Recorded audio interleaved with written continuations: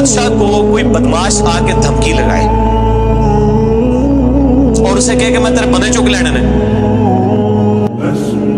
میں تیرے بندے اٹھا لوں گا، تیرے بندے اغوا کر لوں گا سارے، تو دنیا کا بادشاہ کیا کہتا ہے؟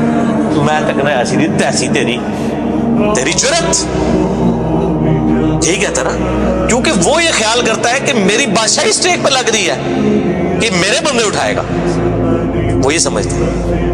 لیکن اللہ کے کیس میں ایسا نہیں ہوا جو کائنات کا بادشاہ، جب شیطان نے یہ دھمکی لگائی نا انسان کے حوالے سے کہ یا اللہ میں تیرے سارے بندے اغوا کر لوں گا، چند ایک لوگ ہی تیرے ساتھ ہوں گے، اور اللہ تعالیٰ سورہ سبا میں کہہ رہا ہے کہ اس نے اپنی بات پوری بھی کر دکھائی ہے، تو اس کے مقابلے پہ اللہ نے یہ نہیں کہا کہ میں تکنا ہوا کس طرح تو کرنا ہے، ایسی دی تیسی تیری، نہیں، کیونکہ اللہ تو بے پرواہ ہے، اس نے اپنے نبی بھیجے ہیں، کتابیں بھیجی ہیں، اور کیا کرے وہ؟ اس سے بڑا کیا کام کرے؟ کتابیں بھیج دی، پیغمبر بھیج دیے، حق کا حق ہونا، باطل کا باطل ہونا بتا دیا۔ لا اکراہ فی الدین، دین قبول کرنے کے معاملے میں کسی پہ جبر نہیں۔ قد تبین الرشد من الغی، بے شک ہدایت گمراہی سے الگ ہو چکی ہے۔ انا ہدیناہ السبیل، ہم نے راستہ دکھا دیا ہے، اما شاکر و اما کفورا، چاہے تو شکر گزاری کی روش اختیار کرو، خواہ نہ شکری کی، لیکن آخرت میں نہیں چھوڑوں گا جس نے نہ شکری کی، یہ ذہن میں رکھنا۔ لیکن ہدایت بھی سب کو پلیٹ میں رکھ کے نہیں دوں گا، والذین جاہدوا فینا لنہدینہم سبلنا، جو لوگ کوشش کریں گے انہی کے لیے حق کے راستے کھولوں گا، جو کوشش نہیں کرے گا دریا کے کنارے بھی پیاسا مر جائے گا۔ جس طرح اکثر مسلمان مر رہے ہیں اس وقت، قرآن گھروں میں پڑھا ہوا ہے لیکن وہ پڑھا ہوا نہیں ہے، پڑھا ہی ہوا ہے، اور کدھر گورے جو ہیں وہ مرنے سے پہلے جناب قرآن ترجمے سے پڑھ رہے ہیں، ان کو ہدایت مل رہی ہے۔ یہ آپ کے سامنے ہے میرے بھائیوں، اللہ کا تو کوئی رشتہ دار نہیں ہے، جو کوشش کرے گا اس کو ہدایت ملے گی۔ عزیز میں نے ساڑھی کو رشتہ داری ہے اللہ کا، یہودیوں کا بھی یہی عقیدہ تھا نا، اسی لیے سورہ بقرہ کے جو 9 رکوع ہیں وہ پورا یہودیوں کے اوپر مقدمہ ہے، اور 7 یونیورسل ٹروتھ آئے ہیں کہ تم سے بھی پہلے ایک لاڈلی امت تھی، 3 کتابیں اس میں آئی، سینکڑوں پیغمبر آئے، اس کے باوجود جب انہوں نے روگردانی کی اٹھا کے اللہ نے پرے مارا، ضربت علیہم الذلہ والمسکنہ، آج تک ذلت اور مسکنت ان کے اوپر مسلط، تم کیا شے ہو؟ لیکن ہم پھر بھی کہتے رہتے ہیں یا اللہ جو کچھ بھی ہے تیرے محبوب کی امت سے ہے، اصل میں ہم یہ کہہ رہے ہوتے ہیں یا اللہ اسی کو نہیں سیدھا ہونا، سیدھی جی گل ہے، این جی سانو قبول کر لے، یہی ہے نا، تو اور کیا مطلب ہے اس کا؟ میں کہتا ہوں اگر دنیا میں مورل لاز ایکٹیو ہوتے فوراً اسی وقت سر کے اوپر جدی پڑتی کہ محبوب صلی اللہ علیہ وسلم کا نام لیتے ہو اور کرتوت نہیں اپنے دیکھتے۔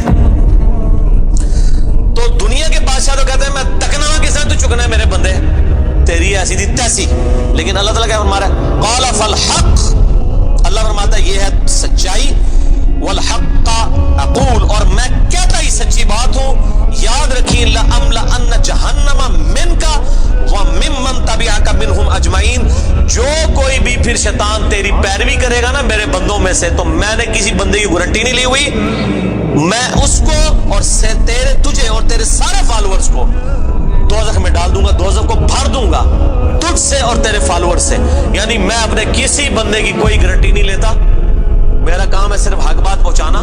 پیغمبروں کو بھی یہ کہا گیا وما علینا الا البلاغ المبین، اب جان بوجھ کے جو گمراہ ہوگا تو اللہ فرماتا ہے تجھے بھی اور تیرے فالوورز کو اٹھا کے دوزخ میں پھینک دوں۔ اور قرآن حکیم کی سخت ترین آیت میں اکثر کوٹ کرتا ہوں، سورۃ الاعراف آیت نمبر 179، وَلَقَدْ ذَرَأْنَا لِجَهَنَّمَ كَثِيرًا مِنَ الْجِنِّ وَالْإِنسِ، اور بے شک ہم نے کثرت کے ساتھ جن اور انسان پیدا ہی دوزخ کے لیے کیے۔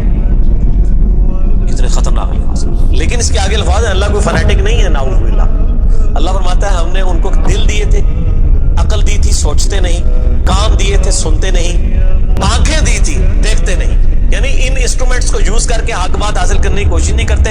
اولئک کالانعام بل ہم اضل، یہ چوپایوں کی مانند ہے بلکہ ان سے بھی گئے گزرے ہیں، جو لائی لگ بنے ہوئے ہیں، کان آنکھ عقل کو یوز کر کے حق بات اور باطل میں تمیز نہیں کرتے ہیں، تو یہ دوزخ کے لیے پیدا ہوئے ہیں، اور ہمیں نظر بھی آ رہا ہے اکثریت واقعی دوزخ کے لیے پیدا ہوئی بھی ہے۔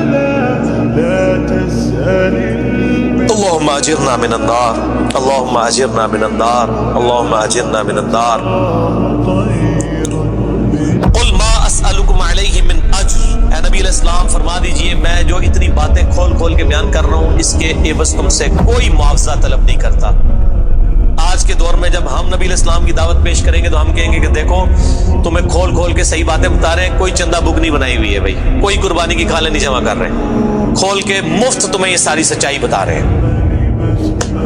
وما انا من المتکلفین, اور اے نبی علیہ السلام آپ فرما دیجئے میں تکلف بھی کرنے والا نہیں ہوں. ہائے ہائے ہائے ہائے, دنیا کا پورا ڈھکوسلا جو ہے نا مذہبی اپروچ میں وہ چالی تکلف کے اوپر رہا ہے. کیا تکلف ہے کہ علماء جو ہیں وہ اپنی آڈینس کو کھول کے بات بتانے نہیں چاہتے, وہ تکلف کر جاتے ہیں. انہیں جی دیکھو نا ڈائریکٹ نہیں گال کرنی چاہیے, اور نبی علیہ السلام کو کہا جا رہا ہے کہ آپ فرمائے کہ میں ہی ڈائریکٹ گال کرنا لا جائے پاویں کسی کو بری لگے. وما انا من المتکلفین, میں کوئی تکلف نہیں کرنے والا, کنو کڈ لو گل اے کچھ ہونا جائے تواڈے نال. یہ اتنے سخت الفاظ ہیں کہ میں کوئی تکلف نہیں کر رہا. کیا مطلب کہ اللہ نے کسی کی کوئی گارنٹی نہیں لئی. اللہ تعالیٰ فرما رہا ہے کہ شیطان میرے جن بندوں کو اغوا کرے گا میں نے کوئی گارنٹی نہیں لی ہوئی, میں انہوں نے بھی چھوڑ دیا گا. تو لگی ایسی تھی تیسی تہاڈی, کسی بھلے کیس نہ رہنا, کوئی تکلف نہیں ہے. نبی علیہ السلام کھول ڈول کے ان کو بات کرتے ہیں. اب جو قرآن پڑھے گا تو اس کو یہ میٹھی میٹھی تقریریں جو لوگوں کی جعلی ہیں, اوروں کی کہانیاں, بزرگوں کی کہانیاں, جانوروں کی کہانیاں, ٹھیک ہے جی, تو ایک کہانیاں انہوں نے پھر پتہ لگے قرآن پڑھو اللہ دے بندے کو پتہ لگے. صحیح بخاری میں حدیث ہے, نبی علیہ السلام ایک چوراہے سے گزر رہے تھے, کچھ صحابہ کرام آپس میں ہنسی مذاق کر رہے تھے, آپ نے ان کے ہنسنے کی آواز سنی. یہ بخاری شریف ہے, یہ سٹوری شریف نہیں ہے. آپ کھڑے ہو گئے اور آپ نے فرمایا اللہ کی قسم جو کچھ میں جانتا ہوں نا اگر تم جانتے ہوتے تو تم زیادہ رویا کرتے, کم ہنسا کرتے. کہ آخرت میں کتنی سختی ہونے والی.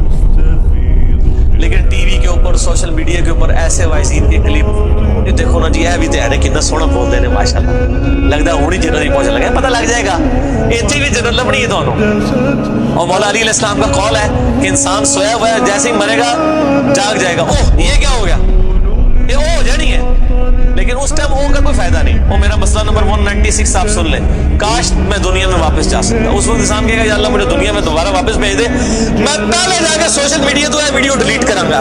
ایڈی میٹھی میٹھی ویڈیوز میں جھوٹیاں سٹوریاں, اور نبی علیہ السلام سے زیادہ کوئی خوش اخلاق نہیں ہے.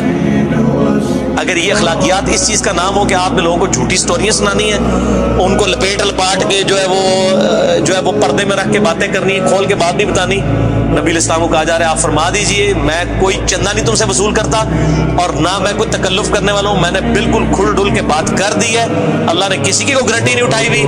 جو پیروی کرے گا اس کے احکامات کی اس کو جنت ملے گی, اور جو شیطان کے ہتھے چڑھے گا اللہ نے کوئی نہیں کہنا کہ میرے بندے نہیں چھاڑ دے, نہیں, جائے دوزخ میں جانا ہے.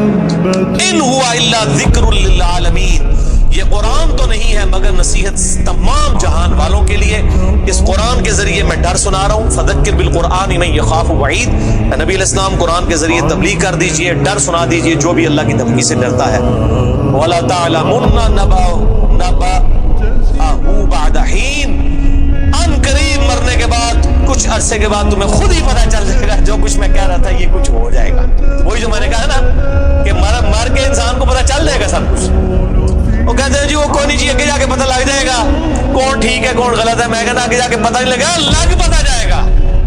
پتہ لگ رہا ہے تو کرتے چلو ٹھیک ہے, لگ پتہ جائے گا. اور یہاں پہ بھی یہی کہا جا رہا ہے کہ آگے جا کے لگ پتہ جائے گا. یہ پنجابی میں یہی ترجمہ ہو رہا ہے اس کا, آگے جا کے لگ پتہ جائے گا کہ میں یہ کھول ڈول کی بات کر رہا ہوں, یہ بات اسی طریقے سے ہے.